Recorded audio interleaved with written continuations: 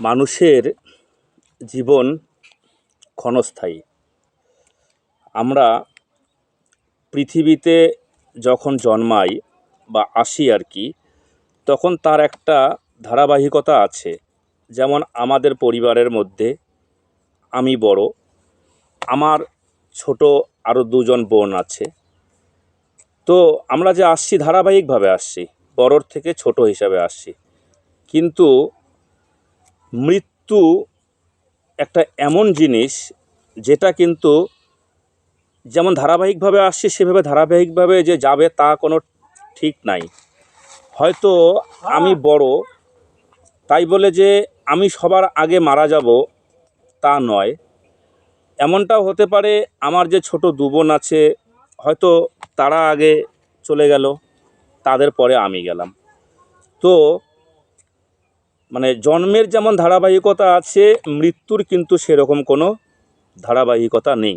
অর্থাৎ যে আগে আসবে সে আগে যাবে, এটা কিন্তু নয়। মৃত্যু কখন আসবে কেউ জানে না। সুস্থ মানুষও অনেক সময় তাড়াতাড়ি চলে যায়, আবার এরকমও দেখা যায় যে অনেক অসুস্থ, অনেক ট্রিটমেন্ট করা হচ্ছে, তবুও কিন্তু তার মৃত্যু হচ্ছে না।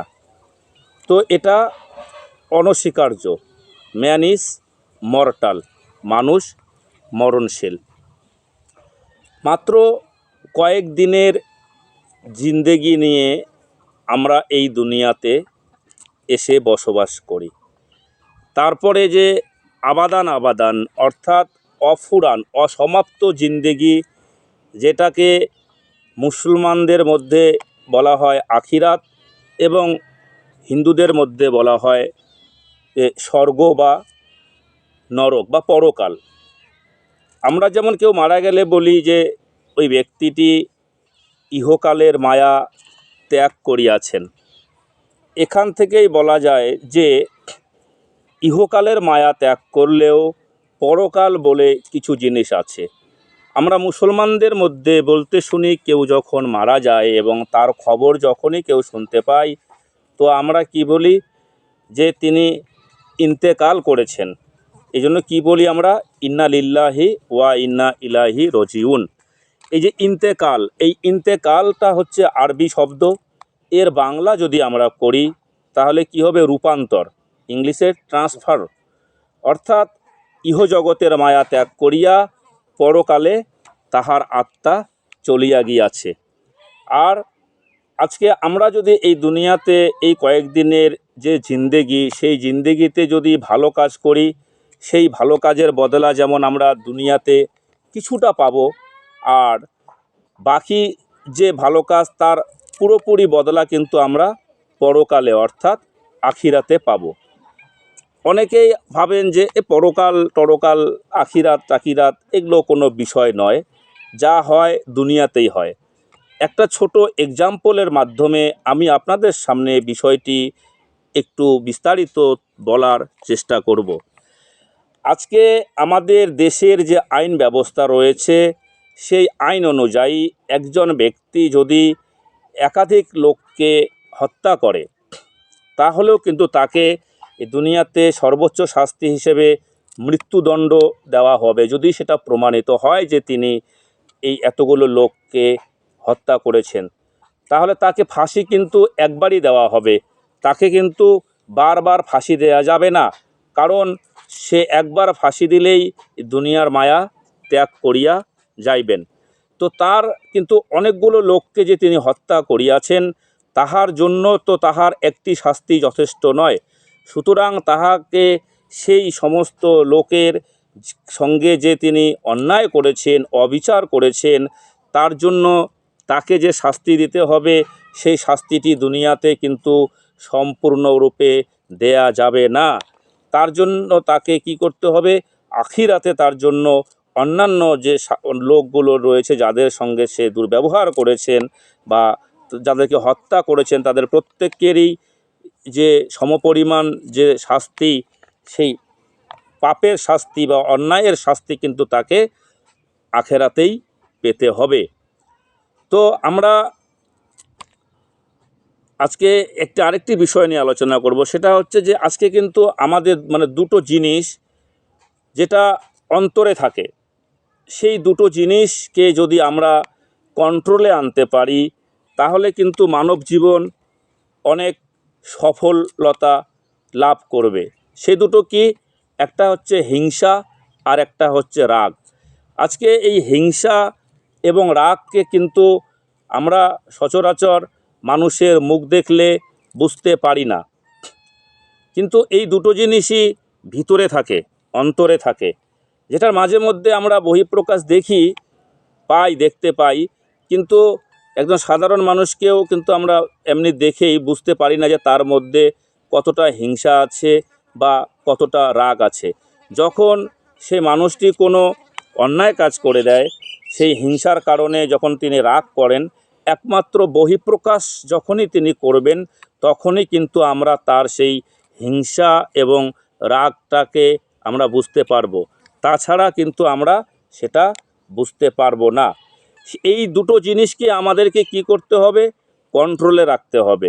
অর্থাৎ এই দুটো জিনিসকে অর্থাৎ মানুষ যদি এই হিংসা এবং রাগকে নিজের আয়ত্তে নিয়ে আসতে পারে তাহলে কিন্তু সেই মানুষ তার সফলতার অর্ধেকের বেশি সিঁড়ি অতি সহজেই পার করে যাবেন।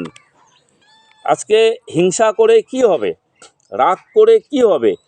কেউ যদি একটা ভালো কাজ করে তো আমাদের উচিত হবে তাকে হিংসা নয়, তাকে কি করতে হবে? তাকে আরও সাপোর্ট করতে হবে যে হ্যাঁ, তুমি ভালো কাজ করছো, তুমি এই কাজটি আরও মনোযোগ সহকারে করো, তাহলে তোমার এই ভালো কাজের ফলে আমাদেরও অনেক লাভ হবে।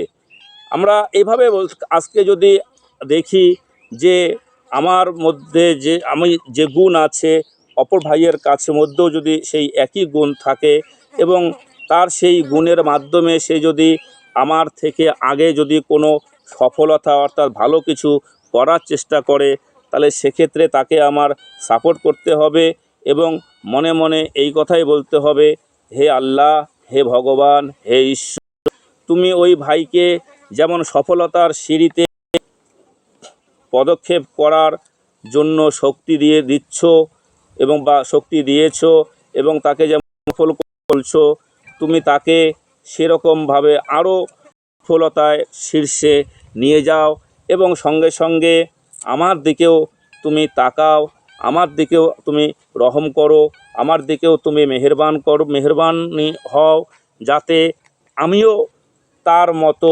সফলতার শীর্ষে পৌঁছতে পারি। তাহলে দেখবেন আপনার মনে কিন্তু তখন আর হিংসা থাকবে না। এতে আপনি আপনার অন্তরে অনেক শান্তি পাবেন। আর রাগের অনেক রকম বহিঃপ্রকাশ আছে। রাগ উঠলে কারোর সঙ্গে যখন ঝগড়া হয়, যখন যদি রাগ ওঠে, তাহলে সেই রাগবশত সে কিন্তু অনেক বড় ক্ষতিও করতে পারে ইচ্ছা করলেই।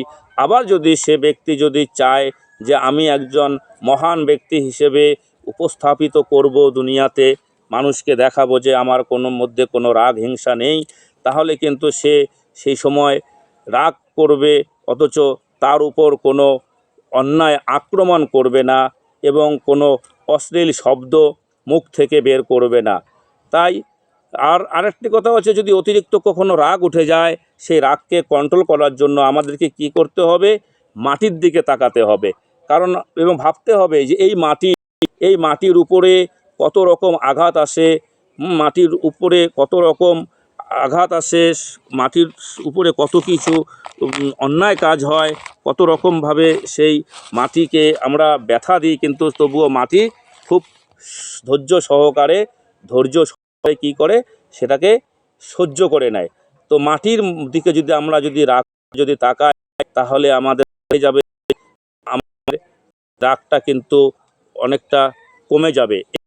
আমরা যদি চিন্তা করি একটু যে লোকটি আমাকে এই অন্যায় কথাটি বলল, আচ্ছা আমি তাকে কি বলি? এইভাবেও চিন্তা যদি করি, আমি কয়েক সেকেন্ড যদি চিন্তা করি, চিন্তা করার পরে যদি আমাকে কোনো উত্তর দিই, আমি যে সেই উত্তরটি একটু জলদি দেওয়ার ফলে যেরকম তার কাছে কটু মনে হতো বা তার অন্তরে যে আঘাতটি দিত তার থেকে কিন্তু সেই উত্তরটা তাকে অতটা আহত করবে না। আরও একটা জিনিস আমরা করতে পারি, যদি আমার মধ্যে রাগ পুরো থাকে এবং কোথাও যদি কখনো আমার মধ্যে রাগ উঠে যায়, তাহলে আমাকে সেক্ষেত্রে কি করতে হবে? সেক্ষেত্রে আমাকে সঙ্গে সঙ্গে হাত, পা, মুখ এবং মাথা এগুলো কি করতে হবে? আমাকে ধুয়ে নিতে হবে।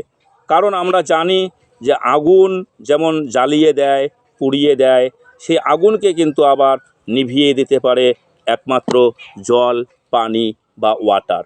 তাই যদি কখনো আমাদের মধ্যে কোনো বেশি ধরনের রাগ ওঠে, তাহলে আমরা প্রথমে দাঁতে দাঁত লাগিয়ে চুপ করে থাকার চেষ্টা করব। তাতেও যদি রাগ আমার না কমে, তাহলে আমাকে মাটির দিকে তাকায় মাটির সহনশীলতার কথা আমাকে মনে করতে হবে। আর তাতেও যদি আমার রাগ কোনো মতেই না কমে, তাহলে আমাকে কি করতে হবে? সঙ্গে সঙ্গে আমাকে হাত, পা এবং মুখমণ্ডল ধুয়ে নিতে হবে। মাথার চুলে একটু জল দিয়ে ভিজিয়ে নিতে হবে। অর্থাৎ আমরা এটাও করতে পারি, যেটা ইসলামী শরীয়তে বলা হয় উজু করা, সেই আমরা উজুও করে নিতে পারি। তাহলে দেখব যে আমার মধ্যে থাকা সেই রাগ বা হঠকারিতা কিন্তু নিমেষেই দূর হয়ে যাবে। তো বন্ধুগণ, আমার এই ভিডিওটি যদি আপনাদের ভালো লেগে থাকে, তাহলে অবশ্যই কমেন্টে জানিয়ে দেবেন এবং লাইক করে দেবেন। আর অন্যরা যাতে এই ভিডিওটি দেখতে পায়, সেজন্য আপনারা এটিকে শেয়ার করে দেবেন। ধন্যবাদ সকলকে এই ভিডিওটি দেখার জন্য। আর আমার চ্যানেলটি যদি এখনও আপনাদের সাবস্ক্রাইব করা না হয়ে থাকে, তাহলে অনুগ্রহ করে সাবস্ক্রাইব করে দেবেন।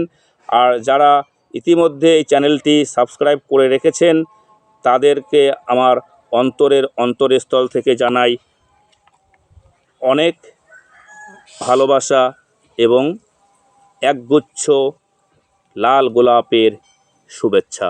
ভালো থাকবেন, সুস্থ থাকবেন, নিজের শরীরের দিকে যত্ন নেবেন, নিজের পরিবারের দিকে যত্ন নেবেন। ভালো বন্ধুবান্ধব যাতে আপনাদের সম্পর্ক খারাপ না হয়, সেদিকে নজর রাখবেন।